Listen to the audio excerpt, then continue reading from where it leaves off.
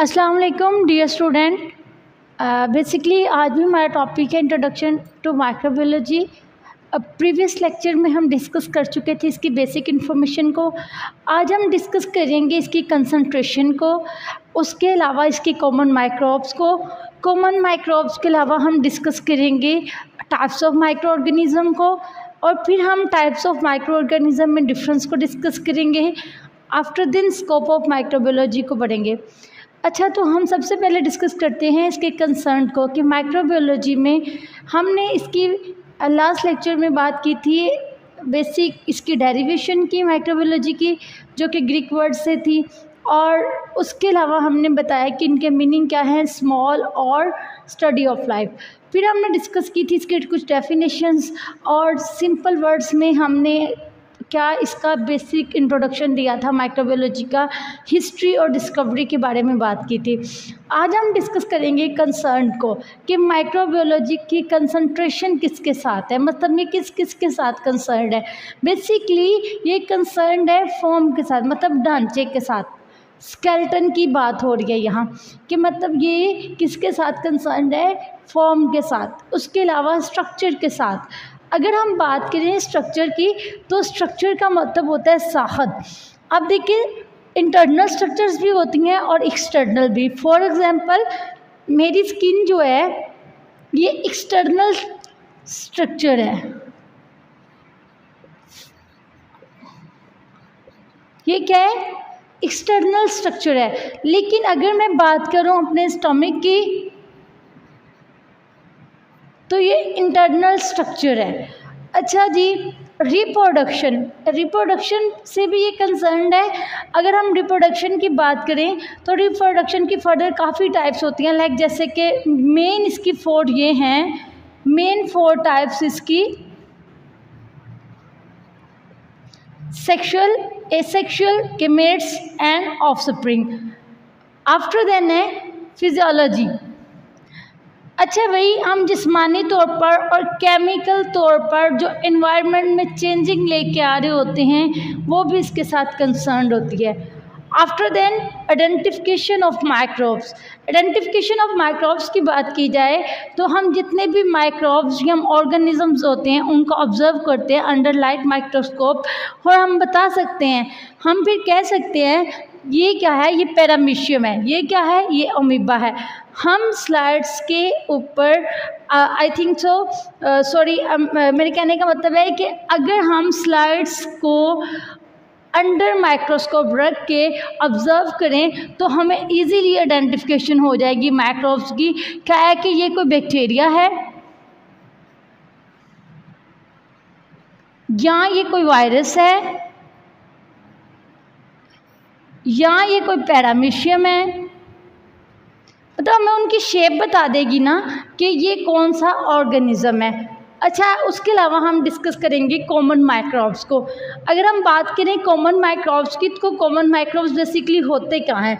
Common microbes जो होती हैं ये टर्म होती है छोटी, जो जैसे कि हमने बात की थी कल टीनी क्रिएचर की, तो बेसिकली कॉमन माइक्रोब्स जो होते हैं ये टर्म होते हैं, ये टर्म होते हैं टीनी क्रिएचर की। जो इंडिविजुअली छोटे छोटे जो माइक्रो ऑर्गेनिज्म वगैरह होते हैं उनको अनएंड आई से देखा जाता है, मतलब विद आउट सी माइक्रोस्कोप, मतलब हम माइक्रोस्कोप के बगैर देख सकते हैं।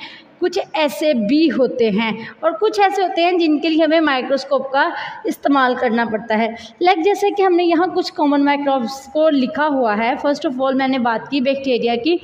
बैक्टीरिया जो हैं सिंगल सिंपल सेल्ड ऑर्गेनिज्म है, सिंगल हैं, लेकिन ये हैं कि ये स्मॉल इन साइज भी होते हैं। ये स्मॉल इन साइज होते हैं।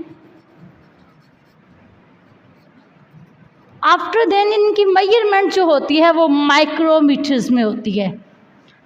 ये माइक्रोमीटर में इनकी मेजरमेंट होती है। बेसिकली बैक्टीरिया जो होते हैं हर माहौल में कहीं भी किसी भी जगह पर पाए जा सकते हैं। वायरसेस जो होते हैं वो इन्वेड सेल्स होते हैं। अच्छा जी, आर्ची ये भी सिंगल सेल्स ऑर्गेनिजम्स होते हैं। उसी तरह प्रोटोजोआ, जैसे कि हमने कल बात की थी, ये भी सिंगल हैं लेकिन कम्प्लेक्स सेल ऑर्गेनिज्म भी हैं। ये थे इसके कुछ कॉमन माइक्रोब्स। अब हम डिस्कस करेंगे, अच्छा फंजाई भी इसके कॉमन माइक्रोब्स है, लाइक जैसे यीस्ट और मोल्ड्स। अक्सर ब्रेड वगैरह पे या आप कोई चीज़ फूड वगैरह पे ये यीस्ट या मोल्ड्स आ जाती हैं। मोल्ड्स मतलब वो ग्रीन कलर की जो फंगस लाइक होता है, मोल्ड्स वगैरह उसके ऊपर आ जाती हैं, तो ये चीज़ें इसी में आती हैं। अच्छा नेक्स्ट हम डिस्कस करेंगे टाइप्स ऑफ माइक्रो ऑर्गेनिज्म।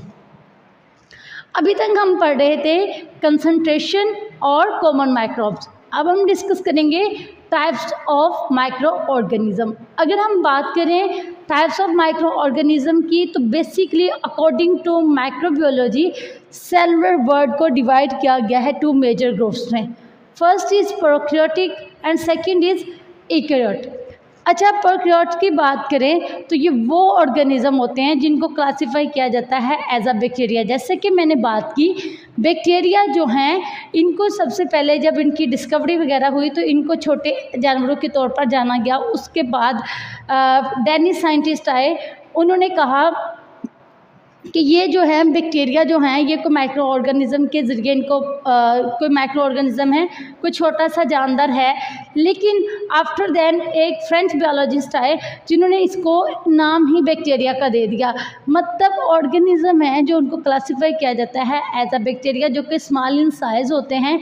इनकी मेजरमेंट के लिए हमें morphology according to morphology microscope का इस्तेमाल करना पड़ता है। मतलब हम माइक्रोस्कोप के ज़रिए उनकी मेजरमेंट करते हैं, क्योंकि ये 0.2, 0.5, 0.1, 0.5 to 1.5 इस तरह इसकी माइक्रोमीटर में मेजरमेंट होती है।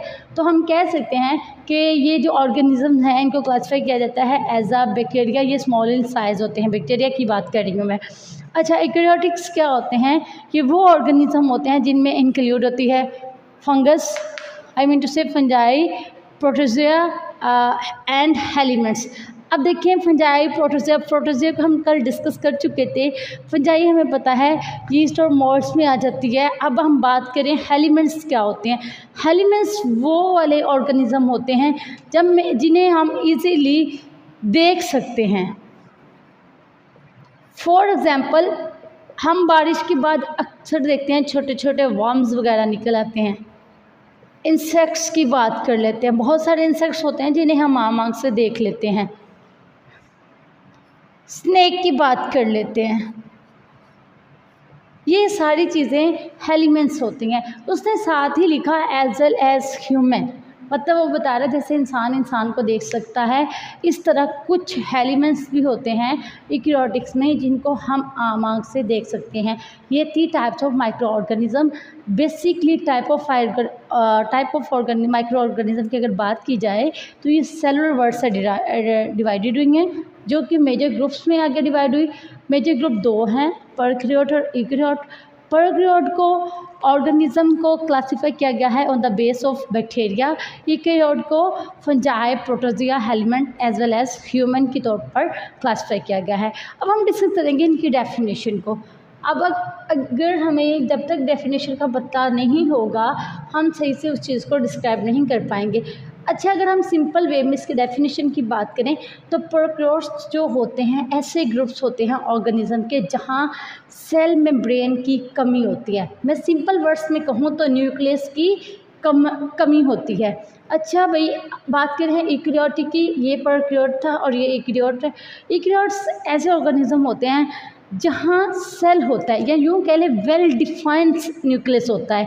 ये न्यूक्लियस पर मुश्तमिल भी होते हैं और अदर और स्ट्रक्चर्स जैसे कि ऑर्गेनेलिस या मेम्ब्रेन वगैरह उनके ज़रिए भी इनके इर्द गिर्द वो भी लिपटी हुई होती हैं। जबकि प्रोकैरियोट में ऐसा नहीं होता, इसमें लैक ऑफ न्यूक्लियस होता है और मेम्ब्रेन बाउंडेड न्यूक्लियस होती हैं, जबकि इसमें ऑर्गेनेलिस के साथ मेम्ब्रेन भी बाउंड होती हैं यूकेरियोट में। अच्छा अगर हम इसकी सिंपल वर्ड्स में डिफरेंस की बात करें तो वेल डिफाइंड जो है इनके पास न्यूक्लियस होता है यूकेरियोट के पास, प्रोकैरियोट के पास लैक ऑफ न्यूक्लियस होता है। इनकी बात करें तो ये मल्टी सेलुलर होते हैं, अगर प्रोकैरियोट्स की बात करें तो ये यूनिसेलुलर होते हैं। अगर सिंपल वर्ड्स में देखा जाए तो यूकेरियोट्स जो होते हैं वो पेयर डिप्लॉयड क्रोमोसोम्स होते हैं, जबकि प्रोकैरियोट्स जो होते हैं वो सिंगल हैप्लॉयड क्रोमोसोम्स होते हैं। अच्छा यूकेरियोट्स में लाइसोसोम जो होते हैं वो प्रेजेंट होते हैं, और प्रोकैरियोट में लाइसोसोम जो होते हैं वो एब्सेंट होते हैं। यूकेरियोट्स में एंडोप्लाज्मिक रेटिकुलम, एंडोप्लाज्मिक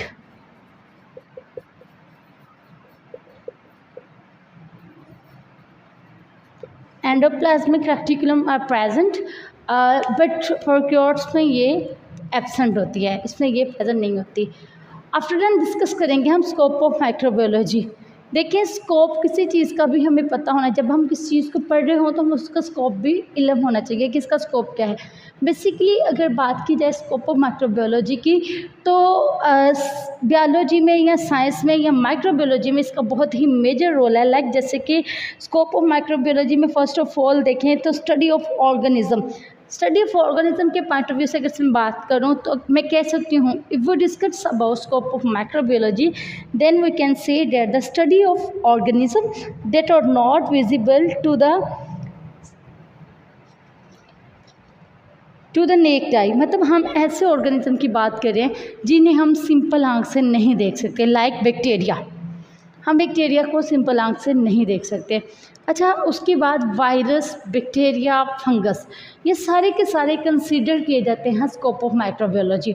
हम कह सकते हैं virus, bacteria, fungus, algae all are consider as our scope of microbiology. अच्छा, like food is also play a vital role in scope of microbiology such as a cheese, bread, etc. After then, genetic engineering, no doubt genetic engineering and DNA recombinant also play a vital role, and it's also scope of microbiology. Further discuss करें हम pharmaceutical microbiology को। Pharmaceutical microbiology में medicines में जितनी भी जो companies वगैरह होती हैं उसमें भी माइक्रोबायोलॉजी का इम्पोर्टेंट रोल होता है। अच्छा, फूड, एग्रीकल्चर साइंस, इसमें इम्पोर्टेंट रोल होता है क्योंकि माइक्रो ऑर्गेनिज्म का एग्रीकल्चर के साथ बहुत ज़्यादा इंट्रैक्शन होता है, फूड साइंस के साथ इसका बहुत ज़्यादा इंट्रैक्शन होता है। तो हम कह सकते हैं कि agriculture and food science also play a vital role in scope of microbiology. या हम सिंपल वर्ड्स में खुद से इसका सेंटेंस क्रिएट कर सकते हैं।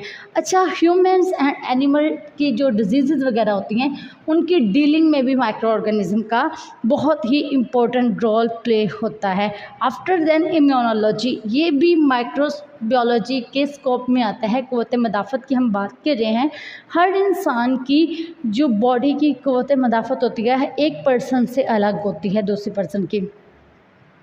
फूड एंड डेयरी प्रोडक्ट में इसका इंपॉर्टेंट रोल है। नो डाउट फूड और डेयरी प्रोडक्ट में माइक्रोबायोलॉजी इंपॉर्टेंट रोल प्ले कर रही है। आफ्टर देन हार्मलेस जो ऑर्गेनिज्म होते हैं, मतलब जो नुकसानदेह ऑर्गेनिज्म होते हैं, उनमें भी ये इम्पोर्टेंट रोल प्ले कर रही होती है।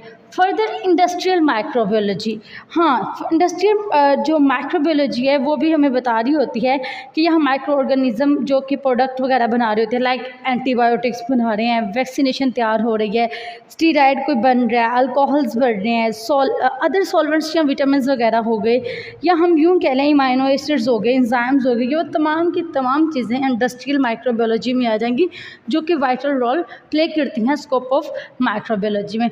आफ्टर देन है genetic engineering. Genetic engineering describe करती है माइक्रो ऑर्गेनिज्म को यूज़ या मेक करने के लिए, जैसे कि हॉर्मोन्स हो गए बॉडी में, एंटीबॉडीज़ हो गई, वैक्सीन हो गई एंड अदर प्रोडक्ट्स वगैरह जो हो गए उनकी। ये थे हमारे पास स्कोप। बेसिकली अगर हम इन वर्ड्स को देख लें तो हम खुद से सेंटेंस क्रिएट करते हैं। ये words basically main word sentences जो लाइन्स हैं उनकी मेन वर्ड्स हैं, इनको लेके हम खुद से सेंटेंस क्रिएट कर सकते हैं। स्टडी ऑफ माइक्रो ऑर्गेनिज्म में इसका बहुत इंपॉर्टेंट रोल है। वायरस, बैक्टीरिया में है, फूड में है, इंडस्ट्रियल माइक्रोबायोलॉजी में है, जेनेटिक इंजीनियरिंग में है। तो ये था हमारे पास scope of microbiology. Thank you so much.